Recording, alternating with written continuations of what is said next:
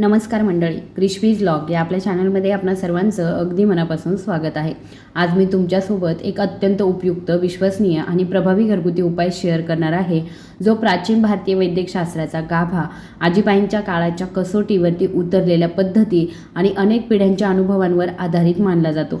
ही पारंपरिक पद्धत विशेषतः अशा लोकांसाठी फायदेशीर आहे जे जुनाट हाडांच्या दुखण्याने त्रस्त आहेत, ज्यांचे स्नायू वारंवार ताठर आणि आखडलेले वाटतात, ज्यांना सांध्यांमध्ये सतत ताण, जडपणा किंवा ताठरपणा जाणवतो आणि ज्यांचे गुडघे, खांदे किंवा पाठीच्या जुनाट समस्या कमी होत नाहीत।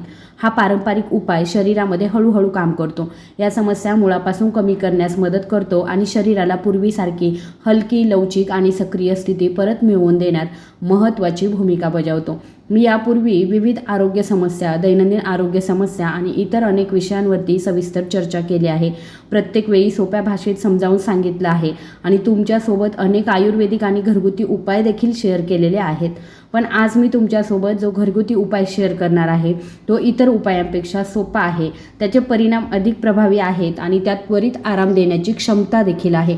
या उपायाचं सर्वात महत्त्वाचं वैशिष्ट्य म्हणजे कोणीही तो काही मिनिटांमध्ये न थकता, जास्त मेहनत न करता किंवा वेळ न घालवता तयार करू शकतो। दुसरी महत्त्वाची गोष्ट म्हणजे यासाठी फक्त 2 घटकांची आवश्यकता असते। हे 2 घटक इतके सामान्य आहेत की ते बहुधा तुमच्या स्वयंपाकघरामध्ये आधीपासूनच असतील किंवा तुमच्या जवळच्या किराणा दुकानामध्ये, जनरल स्टोअरमध्ये किंवा छोट्या बाजारामध्ये सहज उपलब्ध असतील। याची पद्धत इतकी सोपी आहे की तुम्ही तो सकाळी, दिवसा किंवा रात्री तयार केला तरीसुद्धा तो त्वरित तयार होतो आणि कोणत्याही वेळी आश्चर्यकारक परिणामसुद्धा देतो। मंडळी, एक अत्यंत महत्त्वाचा मुद्दा समजून घेणं आवश्यक आहे। मी जे काही सांगते ते तुम्ही काळजीपूर्वक ऐकलं, प्रत्येक ओळ शांतपणे समजून घेतली आणि घाई न करता तुमच्या दैनंदिन जीवनामध्ये त्याची योग्य अंमलबजावणी केली तरच तुम्हाला या घरगुती उपायाचे पूर्ण फायदे मिळणार आहेत। कल्पना करा की तुम्हाला तुमच्या खांद्यावर नेहमी ओझं जाणवतं, जणू कोणीतरी तिथे वजन ठेवलं आहे। जर तुम्हाला अचानक मुंग्या आल्यासारखी वेदना, गुडघ्यांमध्ये सौम्य किंवा तीव्र टोचणी जाणवत असेल किंवा चालताना जळजळ वाढत असेल, जर तुम्हाला तुमच्या सांध्यांमध्ये सतत घट्टपणा किंवा ताठरपणा जाणवत असेल आणि स्नायूंमध्ये ताण किंवा किंचित पकड जाणवत असेल, तर हा घरगुती उपाय चमत्कारापेक्षा कमी नाही। विशेषतः जर पायऱ्या चढताना, खुर्चीवरून उठताना किंवा चालताना वेदना वाढत असतील तर हा उपाय एक आराम देऊ शकतो। ज्याला सामान्यतः आपण सांधा म्हणतो, शरीराची 2 हाडे एकत्र येतात तर तो असतो सांधा। या सांध्यांमध्ये एक मऊ, गुळगुळीत आणि लवचिक थर असतो जो उशीसारखं काम करतो। याला सामान्यतः हाडांमधील उशी म्हटलं जातं, परंतु वैद्यकीय भाषेमध्ये याला कार्टिलेज असं म्हटलं जातं।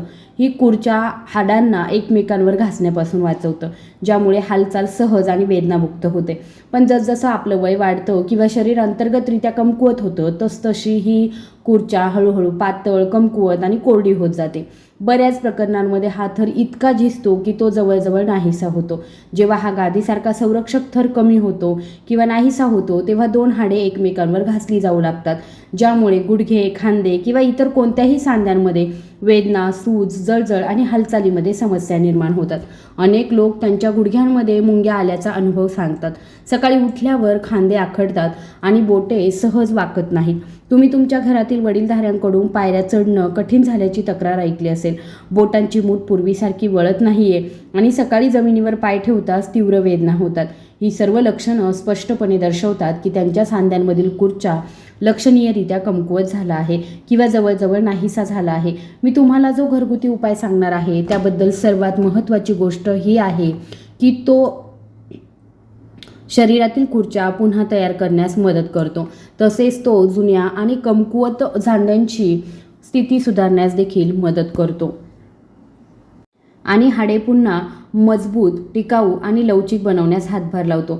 मी आधी सांगितल्याप्रमाणे यासाठी फक्त 2 घटकांची आवश्यकता असते, परंतु ते कसे मिसळावे, केव्हा मिसळावे, किती प्रमाणामध्ये वापरावे आणि कसे वापरावे हे समजून घेणं तितकंच महत्त्वाचं आहे।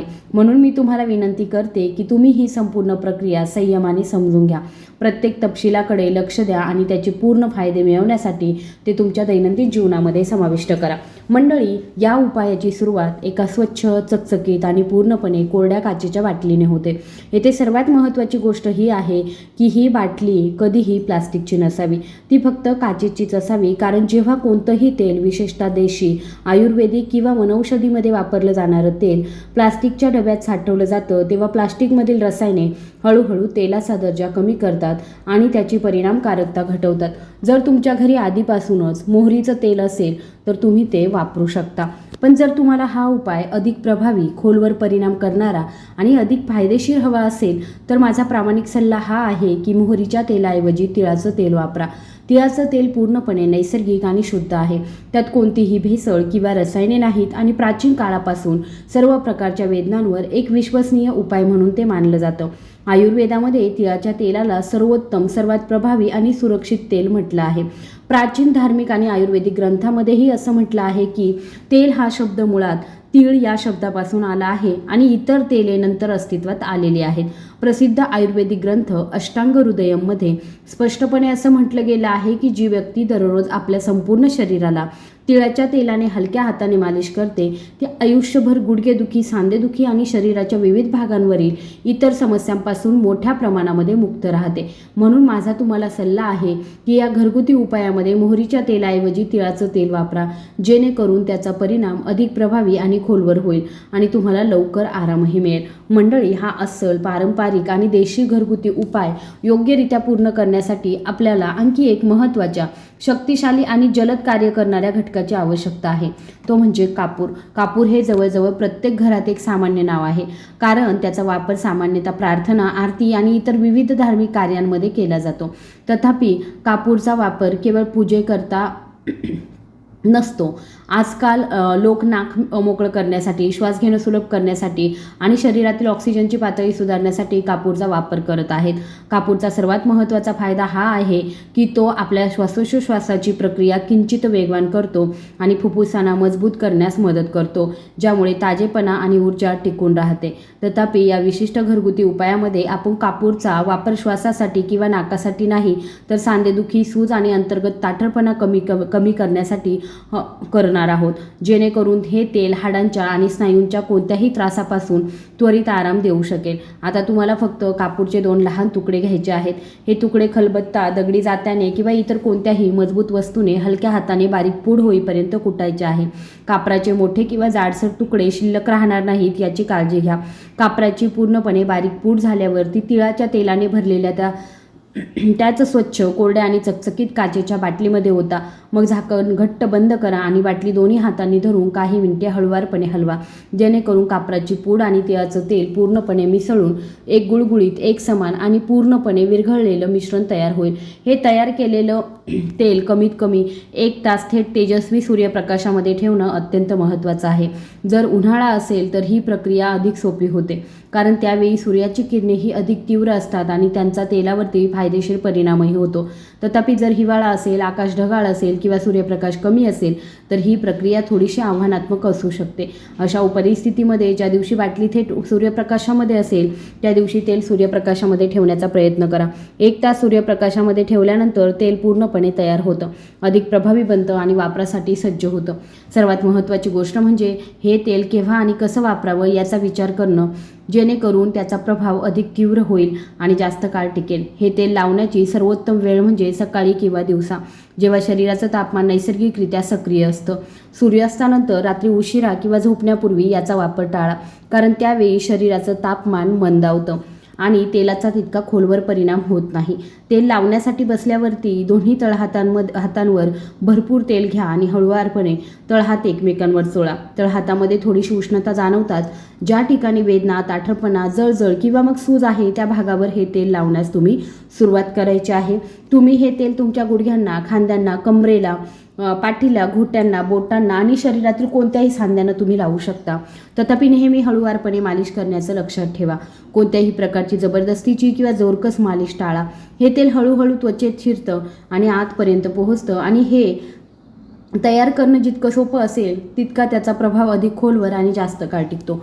या तेलाची शक्ती आणि गुणधर्म टिकून ठेवण्यासाठी बाटली दररोज किमान अर्धा तास सूर्यप्रकाशामध्ये ठेवणं आवश्यक आहे. अर्धा तासानंतर बाटली पुन्हा घरात एका स्वच्छ, सुरक्षित ठिकाणी ठेवा.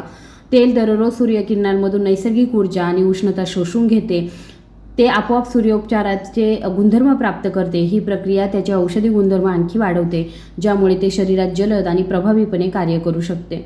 आता जर तुम्हाला जुनाट, हट्टी आणि दीर्घकाळ टिकणाऱ्या अंगदुखीपासून कायमस्वरूपी आराम मिळवायचा असेल तर फक्त तेल लावणं पुरेसं नाही, तुम्हाला तुमच्या काही दैनंदिन सवयींकडे लक्ष द्यावं लागेल, जसं की झोपण्यापूर्वी दही खाणं, लस्सी किंवा कोणतेही आंबट पदार्थ खाणं टाळा।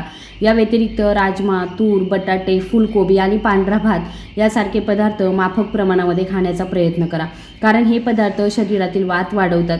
जेव्हा शरीर वात वाढतो तेव्हा सांध्यांमधील नैसर्गिक ओलावा हळूहळू कमी होतो आणि हाडांमध्ये उशीसारखं काम करणारी उपस्थिती कमकुवत होऊन हळूहळू नाहीशी होते। त्यामुळे वात वाढवणारे पदार्थ टाळणं अत्यंत महत्त्वाचं आहे। शरीरात साचलेला अतिरिक्त वात बाहेर काढण्यास मदत करणारे काही सोपे पण प्रभावी घरगुती उपाय देखील आहेत। सर्वात सोपा आणि प्रभावी उपाय म्हणजे मेथीचे दाणे। दररोज रात्री झोपण्यापूर्वी 1 चमचा मेथीचे दाणे स्वच्छ पाण्यामध्ये भिजवा आणि दुसऱ्या दिवशी सकाळी रिकाम्या पोटी हे भिजवलेले दाणे पूर्णपणे चावून खा। या पद्धतीमुळे शरीरातील अतिरिक्त वायू, सूज आणि जडपणा दूर होण्यास लक्षणीय मदत होते। सांधे मजबूत होतात आणि दीर्घकाळासाठी वेदनांपासून आराम मिळतो। पवनमुक्तासन हे आणखी एक सोपं पण प्रभावी योगासन आहे। जर तुम्ही हे आसन दिवसातून एकदा किंवा दोनदा हळुवारपणे केलं तर शरीरातील अतिरिक्त हवा बाहेर पडते, पोट हलकं वाटतं आणि सांधेदुखी हळूहळू कमी होते। यामुळे शरीराच्या संपूर्ण प्रणालीला आराम मिळतो आणि ती नैसर्गिकरित्या बरं होण्याच्या दिशेने कार्य करते। मंडळी, या अनोख्या आणि प्रभावी घरगुती उपायामध्ये मी तुम्हाला 3 घटक सांगितले आहेत: तिळाचं तेल, कापूर आणि मेथीचे दाणे। जर तुम्ही हे 3 घटक येथे सांगितल्याप्रमाणे तंतोतंत वापरले आणि त्यांचं नियमितपणे पालन केलं तर तुम्ही जुनाट वेदना, ताठरपणा, कडकपणा आणि सूज यांसारख्या दीर्घकाळाच्या समस्यांपासून लक्षणीयरित्या आराम नक्की मिळवू शकता आणि एका निरोगी, उत्साही आणि वेदनामुक्त जीवनाकडे वाटचाल करू शकता। तुम्हाला हा व्हिडिओ कसा वाटला मला कमेंट बॉक्समध्ये नक्की सांगा आणि हा व्हिडिओ तुमच्या मित्रमैत्रिणींसोबत, जवळच्या नातेवाईकांसोबत नक्की शेअर करा आणि असेच माहितीपूर्ण व्हिडिओ बघण्यासाठी आपल्या चॅनलला आता सबस्क्राईब करून ठेवा। धन्यवाद।